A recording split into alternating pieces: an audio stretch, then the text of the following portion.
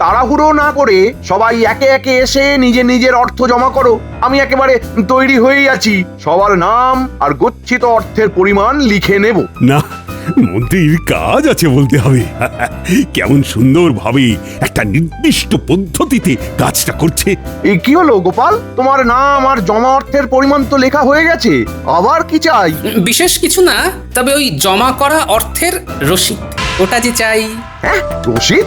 তুমি কি আমার উপর ভরসা করছো না গোপাল? আমাকে সন্দেহ করছো? না না না না, এইভাবে সন্দেহ করলে আমি আমি দায়িত্ব ছেড়ে দেবো। হ্যাঁ, আহ, শান্ত হও মন্ত্রী, কাজটা তোমাকেই করতে হবে। তাই তুমি যেমন ভালো বুঝবে ঠিক তেমন করেই করো। বুঝলাম। তাহলে মন্ত্রীমশাই বেশ কায়দা করে ব্যাপারটাকে গুলিয়ে দিলেন। কি ব্যাপার গিন্নি, আজ একেবারে কোমর বেঁধে ঘর গোছাতে শুরু করেছো? হ্যাঁ, কি করব বলো? ঘরেতে মানুষজন এসে যদি দেখে ঘর একেবারে এক হাঁটু হয়ে আছে, তবে কি ভালো লাগবে? মানুষজন? তা কাকে আবার ধরে বেঁধে ঘরে আনলে গিন্নি? ধরে বেঁধে আনতে যাব কেন? মেয়ের বাড়িতে মা ভাই আসবে, তাদের আবার ধরাধরি করতে হবে নাকি? বলো কি গিন্নি, এক শাশুড়িতে হয় না শ্যালক দোসর?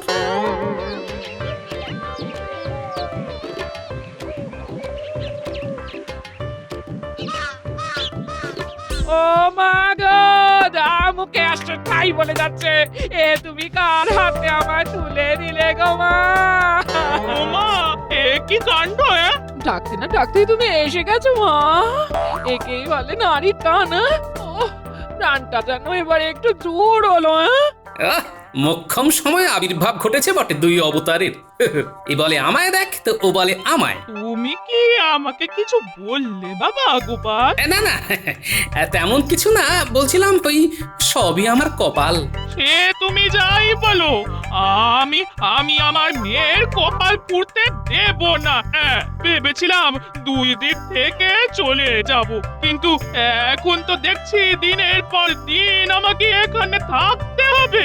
সেটাই ভালো হবে মা, আমরা দুজন থাকলে দিদির মনে হবে যে নিজের কেউ আছে কাছে। বটে, তার মানে জাঁকিয়ে বসার মতলব।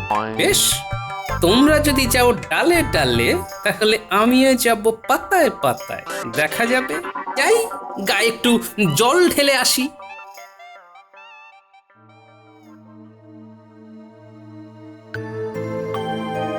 এইটাই তো আমি চাইছিলাম। এইবার তাহলে তোকে একা একা দুটো কাজের কথা বলতে পারবো আমি। ওই ভালো করে দিদির কানে পুষ্পন্তরটা দিয়ে দাও তো দেখি, যাতে জামাই বাবু আর ওই ক্যাফু না করতে পারে। মন্তর? সে আবার কি কিসের মন্তর? না না না না, তাতে আবার ওর কোনো ক্ষতি হবে না তো। দূর বোকা, জামাইয়ের ক্ষতি কি আমি চাইবো? তবে তোকেও তো নিজের ব্যাপারটা একটু বুঝে নিতে হবে নাকি? জামাই বাবু হলো মহারাজের খাস লোক, কিন্তু থাকে মাটির বাড়িতে।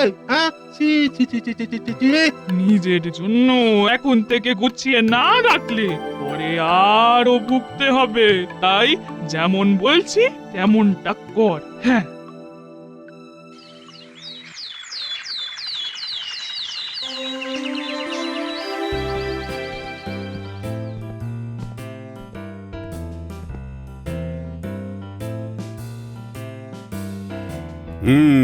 তাহলে রাজ্যে নতুন কোনো প্রকল্প গ্রহণ করা যায় কিনা সেটা ভেবে দেখার কি হলো। আমি বলি কি মহারাজ, একটা সমবায় বা তহবিল খোলা হোক, যেখানে সবাই নিজের অর্থ গচ্ছিত রাখতে পারবে, আর প্রয়োজনে সেখান থেকে সঞ্চিত অর্থ তুলতেও পারবে। পরিকল্পনাটা একটু অন্যরকম মনে হচ্ছে। হ্যাঁ মহারাজ, অন্যরকম তো বটেই। আর ওই সমবায়ে গচ্ছিত অর্থ বিভিন্ন উৎপাদনমূলক কাজে লাগানো হবে, রাজ্যের উন্নতি হবে, আর সেখান থেকে যে লাভ হবে সেই লাভের অংশ যারা অর্থ জমা করছে তারা পাবে। অর্থই অনর্থের মূল মহারাজ, তাই ব্যাপারটা একটু যাচাই করে নেবেন। না না, গোপাল যেমন বলল তাতে তো সব দিকটাই বজায় থাকছে, তাতে ক্ষতির কি আছে? আমার কিন্তু পরিকল্পনাটা মন্দ লাগেনি। তবে আপাতত আমার সভাসদের নিয়ে পরীক্ষামূলকভাবে এই সমবায় চলবে, আর সেটা দেখাশোনার ভার কিন্তু তাহলে তোমাকেই নিতে হবে মন্ত্রী। দেখে দেখে আর লোক পেলেন না মহারাজ? না মানে এইবারে মন্ত্রীমশাই একটা কাজের কাজ পেয়েছেন। আপনি যখন বলছেন মহারাজ, তখন সবার ভালোর কথা ভেবে না হয় এই দায়িত্বটাও আমাকেই নিতে হবে।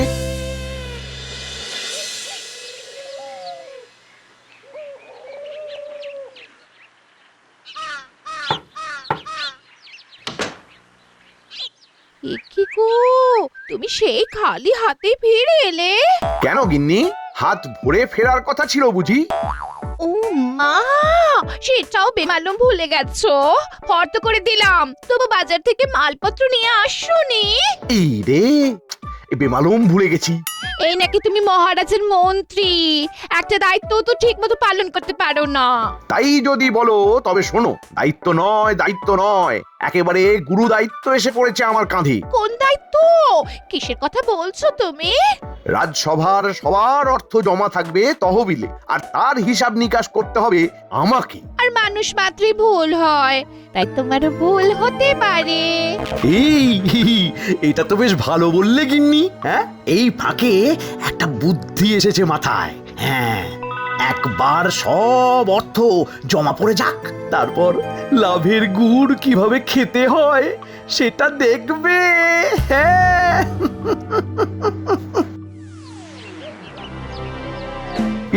তাড়াহুড়ো না করে সবাই একে একে এসে নিজের নিজের অর্থ জমা করো। আমি একেবারে তৈরি হয়েই আছি, সবার নাম আর গচ্ছিত অর্থের পরিমাণ লিখে নেব। না, মন্ত্রীর কাজ আছে বলতে হবে। কেমন সুন্দরভাবে একটা নির্দিষ্ট পদ্ধতিতে কাজটা করছে। কি হলো গোপাল, তোমার নাম আর জমা অর্থের পরিমাণ তো লেখা হয়ে গেছে, আবার কি চাই? বিশেষ কিছু না, তবে ওই জমা করা অর্থের রসিদ, ওটা যে চাই। হ্যাঁ, রশিদ? তুমি কি আমার উপর ভরসা করছো না গোপাল? আমাকে সন্দেহ করছো? না না না না, এইভাবে সন্দেহ করলে আমি দায়িত্ব ছেড়ে দেবো। হ্যাঁ, শান্ত হও মন্ত্রী, কাজটা তোমাকেই করতে হবে, তাই তুমি যেমন ভালো বুঝবে ঠিক তেমন করেই করো। বুঝলাম। তাহলে মন্ত্রীমশাই বেশ কায়দা করে ব্যাপারটাকে গুলিয়ে দিলেন। ঝামেলা বেড়ে গেল। ভালো রে ভালো। ওরে কিসের কি ভালো হলো যার জন্য অমন গজ গজ করছো? সে আর তুমি কি বুঝবে? চোরের হাত থেকে বাঁচাতে ডাকাতের হাতে মোহর দিয়ে এলাম। যাক, এবার না হয় মন্ত্রীমশাই লুটে পুটে খাক। তুমি আমাকে চোর বললে? হ্যাঁ, এইটা তুমি কি বললে? বাবা গোপাল, আমার মেয়েকে চোর বলা মানে আমাকে চোর বলা, আমার গোটা বংশকে চোর বলা। ও তাই ভাবি, আমার খালি খালি ওই চুরি করতে ইচ্ছা করে কেন? দেখছো না আমার কোনো দোষ নেই, সব দোষ কিন্তু এই জামাই বাবুর। হ্যাঁ, তিলকে তাল করার কায়দাটা তো ভালোই ধরেছেন। তা এতই যদি ছ্যাঁকা লাগছে, তখন এখান থেকে পাত্তারি গুটিয়ে সরে পড়লেই তো পারেন। ও মাগো, হ্যাঁ আমাদের কিনা ছেড়ে ছুড়ে চলে যেতে বলছে গো। বলছি তো, বলি মেঘে মেঘে বেলা তো নেহাত কম হলো না, এবার কাম ধান্দা কিছু করো, না হলে সরে পড়ো।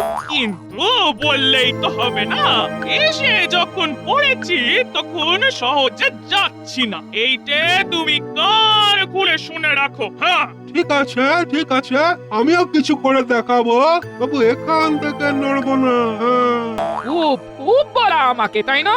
না, এবার বোঝো ঠেলা। খাল কাটা ছিল আর কুমির এসে গেছে, খেলা তো সামলাতেই হবে গিন্নি। বলে তো দিলি কিছু করবি, তা এই করবিটা কি? কেন শুনলে না? জামাই বাবু মন্ত্রী মশাইয়ের উপর চটে আছে, তার মানে হলো গিয়ে জামাই বাবু যদি বুনোল হয় তাহলে মন্ত্রী মশাই কি বাগা তেঁতুল। আমি চললাম মন্ত্রী মশাইয়ের কাছে, ওখানে নিশ্চয়ই কিছু কাজ আছে। এত বুদ্ধি কোথায় রাখিস বাবা? হ্যাঁ, যা আর দেরি করিস না, আর তুই কিচ্ছু ভাবিস না, আমরা যেমন যেমন বলছি তেমন তেমন করে যা। হ্যাঁ, এই তো এসে গেছো। আমি তো তোমাদের জন্যই অপেক্ষা করছিলাম। সেই জন্যই তো একেবারে যথা সময়ে চলে এলাম। ও, এসে যেন একেবারে উদ্ধার করে দিয়েছো মহারাজকে। এইসব কথা এখন থাক মন্ত্রী, তার চেয়ে ভেবে বলো দেখি, সভাসদদের জমানো অর্থ দিয়ে কি করা যায় এখন? সে তো আমার ভাবা হয়ে গেছে মহারাজ। ভেবে ফেলেছো? তাহলে বলো দেখি। আগে পুষ্করিণী, মানে গচ্ছিত অর্থ দিয়ে পুষ্করিণীর সংস্কার করা হোক। তারপর তাতে মাছ চাষ করা হোক মহারাজ, আর সেই মাছ বিক্রি করে লাভের অর্থ রাজকোষে জমা হবে। হ্যাঁ, পরিকল্পনাটা মন্দ নয়, তবে তাই হবে। সব পরিকল্পনাই জলে যাবে। আমি খুব তাড়াতাড়ি কাজ শুরু করে দেবো মহারাজ, আপনি কিচ্ছু ভাববেন না মহারাজ। বলছিলাম কি, এখনই এত তাড়াহুড়ো না করে আরো কিছুদিন দেখে নিলে হতো না যে প্রতি সপ্তাহে বা মাসে কি পরিমাণ অর্থ জমা পড়ছে? শোনো, মাছের তেলেই মাছ ভাজতে হবে, ওই মাছ চাষেই আয় হবে। 1 মাস পরে হিসেব দেব, তখন দেখে নেবে, কেমন? তবে তাই হবে।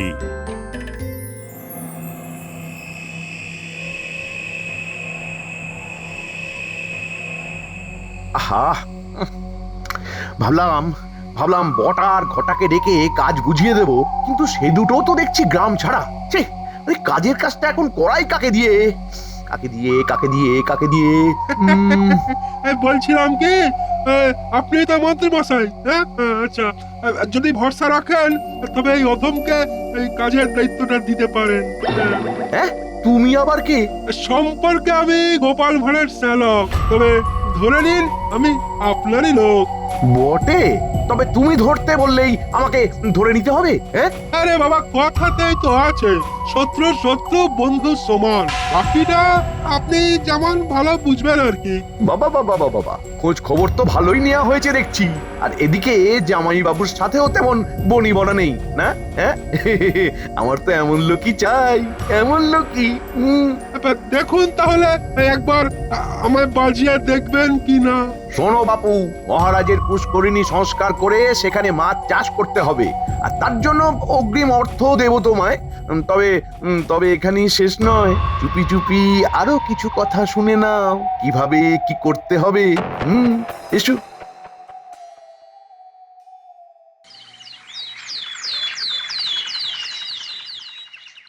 আহ, 1 মাস তো হয়ে গেল, এবার সমবায় তহবিলের খোঁজ খবর নেব, কিন্তু মন্ত্রীরই তো দেখা নেই। এই মন্ত্রীমশাই আসবেন কি করে? হিসেব তৈরি হয়নি বোধহয় এখনো। ও মা, সে কি দিনে দিনে জমেছে কত অর্থ, তবে কি আমাদের জমানোটাই ব্যর্থ? আমি শুধু ভাবছি ওই গচ্ছিত অর্থ বেড়ে বেড়ে কত হবে। লাভের অর্থ নেহাত কম হবে না মনে হচ্ছে।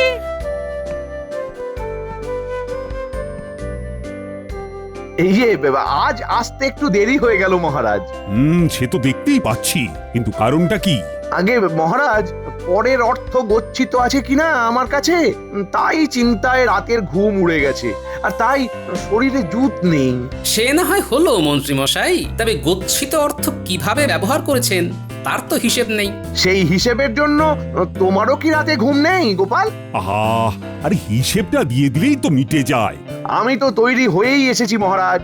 এখান থেকে মাইল খানেক দূরে ওই উত্তর পূর্ব কোণে আপনার যে পুষ্করিণী আছে, সেখানেই মাছ চাষ করিয়েছিলাম, আর তার দেখাশোনার জন্য যাকে রেখেছিলাম তাকেই ডেকে পাঠিয়েছি। তার মুখেই না হয় শুনবেন মহারাজ। প্রণাম মহারাজ, প্রণাম। হ্যাঁ, মনে হচ্ছে মন্ত্রী মশাইয়ের বেশ ভরসার লোক তুমি। গোপালের মুখ বন্ধ করার মোক্ষম সুযোগ পেয়েছি, এবার এটাকে কাজে লাগাতে হবে। কি হলো মন্ত্রী, কিছু বলছো মনে হচ্ছে? আগে মহারাজ, সম্পর্কে ছেলেটি গোপালের শ্যালক, তাই ওকে নিয়ে ঠকবার ভয় নেই, আর কথার সাথে সাথে কাজেও বেশ চটপটে হবে বলে ওকেই দায়িত্ব দিয়েছিলাম। হ্যাঁ, বলো কি, তাই নাকি? তা কেমন কি দায়িত্ব সামলেছো শুনি? মহারাজ, যে অর্থ আমাকে দিয়েছিলেন মন্ত্রী মশাই, তা দিয়ে ছোট মাছ কিনে ওই পুষ্করিণীতে ছেড়েছিলাম, কিন্তু মাছগুলো চুরি হয়ে গেছে মহারাজ। এমন একটা যে কিছু হবে সেটাই আন্দাজ করছিলাম। হ্যাঁ, তাহলে এখন উপায়? আবার মাছের চারা কিনতে হবে, আর তাদের এই ঝটপট বড় করার জন্য ভালো খাদ্য দিতে হবে। তার মানে আমাদের যা গচ্ছিত অর্থ সব মাছের সাথেই চুরি হয়ে গেছে। কপালং লিখন্তি কে খণ্ডাতং পারিং। তাহলে মহারাজ, বাকি যতটুকু অর্থ আছে তাই দিয়েই না হয় আরো একবার চেষ্টা করে দেখা যাক, যদি লাভের মুখ দেখা যায় এবার। তাছাড়ার উপায় কি? আর গোপালের শ্যালক বলছে যখন, তখন তাকেই বাকি করে অবিশ্বাস করি। বুঝতে পারছি, এটা মন্ত্রী মশাইয়েরই ফন্দি। আর ওই হরিদাস পাল তাল বুঝে আমাকে নাকাল করার মতলব করছে, তাই জাল আমাকেই গোটাতে হবে।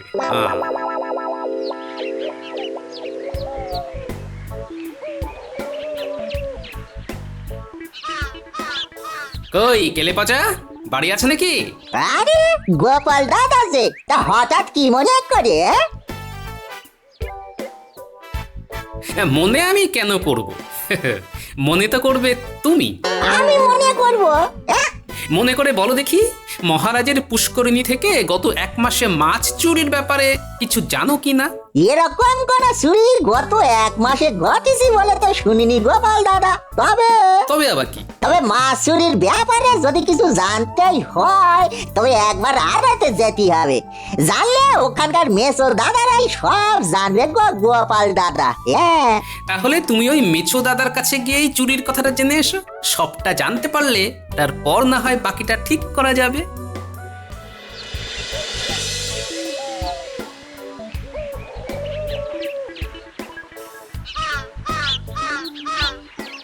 মাছের বাজারে তো ফাঁকা ফাঁকা লাগতেছে, কেমন আমদানি নেই বুঝি?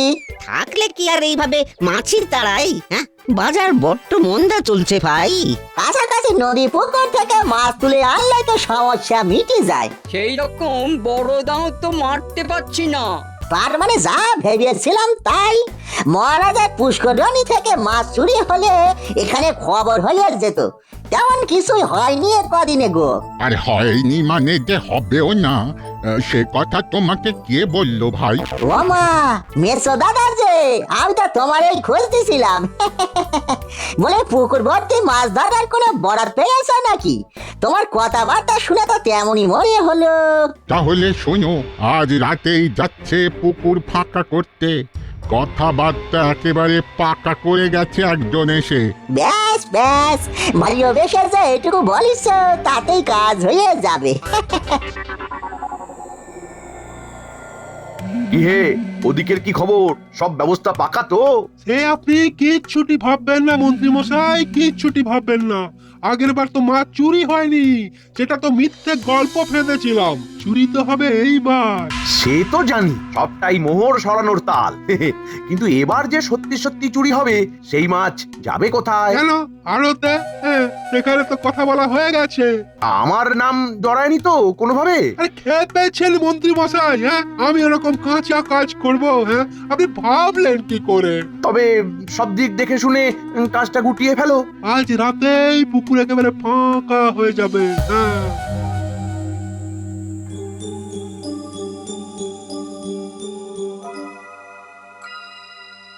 মহারাজ কি মাছ চুরি নিয়ে চিন্তায় পড়ে গেলেন? হ্যাঁ হ্যাঁ, তা চিন্তা একটু হচ্ছে বই কি। আর শুধু মাছ তো নয়, সঙ্গে গচ্ছিত অর্থ যে চলে গেল। কিন্তু আমি যদি বলি মাছ চুরি হয়নি, তবে হবে। হবে? কবে? আজ রাতেই হবে মহারাজ, আমার কাছে পাকা খবর আছে। কিন্তু এমন কাণ্ড ঘটাবে কে? সেটাই তো হাতে নাতে ধরবো আজ। চাইলে আপনিও সঙ্গে যেতে পারেন। বেশ তো, আমি রাজি। তবে সঙ্গে সেনাপতিও যাবে। তেমন বুঝলে একেবারে বামাল ধরবো নাটের গুরুকে।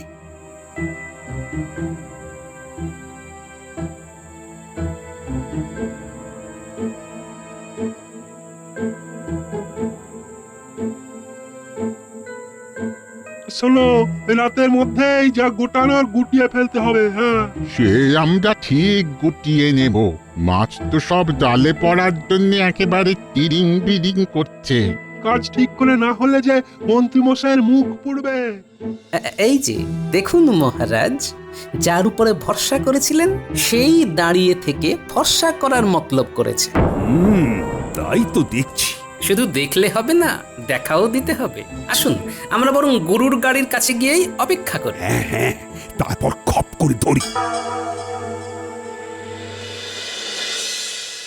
আমাকে ছেড়ে দিন মহারাজ।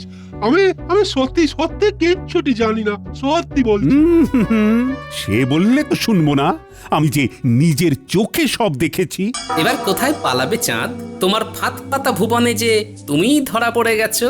এবার ঘটিও যাবে আর বাটিও যাবে। হতচ্ছাড়াটা আমার নাম না বললেই রক্ষে, নাহলে যে কেলেঙ্কারি হয়ে যাবে। ও, তার মানে তুমি তহবিল তছরূপের মূল পান্ডা। না না না না না না, এর শাস্তি তো তোমাকে পেতেই হবে। শাস্তি যদি দিতেই হয় মহারাজ, তবে মন্ত্রী মশাইকে দিন। আমার ছেলে কোনো দোষ করেনি। আমার ছেলে মানুষ চিনতে ভুল করেছে। সব দোষ ওই মন্ত্রী মশাইয়ের। হ্যাঁ, আহ, ছেলের সাক্ষী মাও এসে হাজির। কিন্তু এখন কি আর শাক দিয়ে মাছ ঢাকা যাবে? এই মরেছে, কান টানতে যে মাথা এসে হাজির। এসব কি হচ্ছে কিছুই তো বুঝতে পারছি না। আমি বুঝিয়ে বলছি মহারাজ। আমার জামাই ওই বই করে বলেছিল আমার ছেলেকে যে মন্ত্রী মশাইয়ের ফাঁদে না পড়তে। তবু আমার ছেলে তো খুব সরল, সে মন্ত্রী মশাইয়ের পাল্লায় পড়েই গোলায় গেল একেবারে। হ্যাঁ হ্যাঁ, ওই মন্ত্রী মশাই যেমন বলেছিলেন আমি তো ঠিক তেমনই করেছি মহারাজ। তাহলে এই সব আসলে তোমার পরিকল্পনা মন্ত্রী? আমি না তো মহারাজ, মানে আমি তো কিছু জানতামই না, মানে আমি তো কিছু ভাবতেই পারছি না মহারাজ। এখন ভাজা মাছটি উল্টে খেতে জানি না বললে তো চলবে না। পরিষ্কার বোঝা যাচ্ছে সমবায়ের অর্থ তছরূপ করতে তুমি উস্কেছ গোপালের শ্যালককে। না হলে সে এত সাহস পায় কি করে? মনে হচ্ছে শাশুড়ি মায়ের কুঁচির কাজে গিন্নির ভাই পার পেয়ে যাবে এ যাত্রায়। তাই মন্ত্রী, তোমাকে সবার গচ্ছিত অর্থ তো ফেরত দিতেই হবে, সঙ্গে সুদও দিতে হবে নিজের ট্যাঁক থেকে। মহারাজ মহারাজ মহারাজ মহারাজ, এবারের মতো ছেড়ে দিন মহারাজ, এমন কাজ আর হবে না। সব বলে আর পার পাবে না। যা হলো ভালোই হলো, তবে আমার যে তেমন সুবিধে কিছু হলো না। মায়ে ছেলেতে যে খুঁটি গেড়ে বসে গেল, ওঠানো গেল না।